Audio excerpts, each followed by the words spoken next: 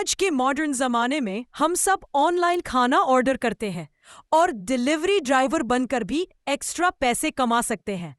मैं एक single mom हूं और मुझे हमेशा अपने बच्चे के लिए कुछ एक्स्ट्रा इनकम की जरूरत रहती है।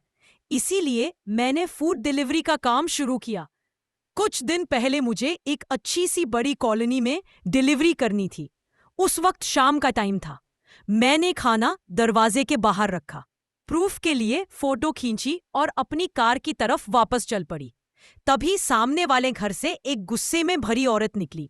उसका नाम बाद में मुझे मिसिस फरजाना पता चला। फरजाना जोर जोर से चिल्लाने लगी कि मैं उसकी प्राइवेट प्रॉपर्टी पर घुस आई हूं। मैंने समझाने की कोशिश की कि मैं सिर्फ डिलीवरी कर रही हूं, लेकिन वो सुनने को तैयार ही नहीं थी। जब मैं कार में बैठने लगी, उसने मेरी कार के हुड पर जोर से हाथ मारा।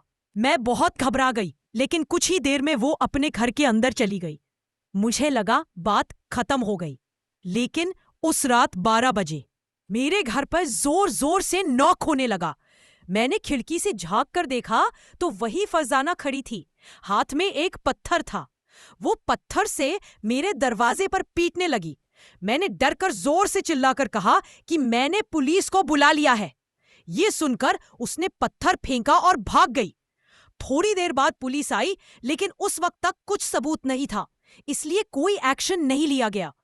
अगले दिनों में मैंने उसे कई बार देखा, कभी ग्रोसरी स्टोर में, कभी अपनी कार के आसपास घूमती हुई। हर मुलाकात मुझे और ज्यादा बेचैन कर देती थी। फिर एक दिन जब मैं अपने घर के बाहर खड़ी थी, वो अचानक सामने आ गई।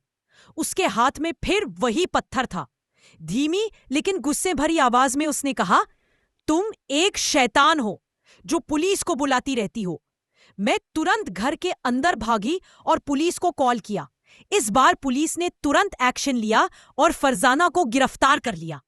बाद में पता चला कि उसका मेंटल हेल्थ ठीक नहीं था और पहले से उसके अगेंस्ट कई कंप्लेंट्स फाइल हो चुकी थी। उस दिन के बाद मैंने समझा, कभी कभी हम एक नॉर्मल सा काम करते हैं, लेकिन जिंदगी हमें ऐसे अनजाने और खौफनाक मोड़ दिखा देती है जो हमेशा याद रह जाता है।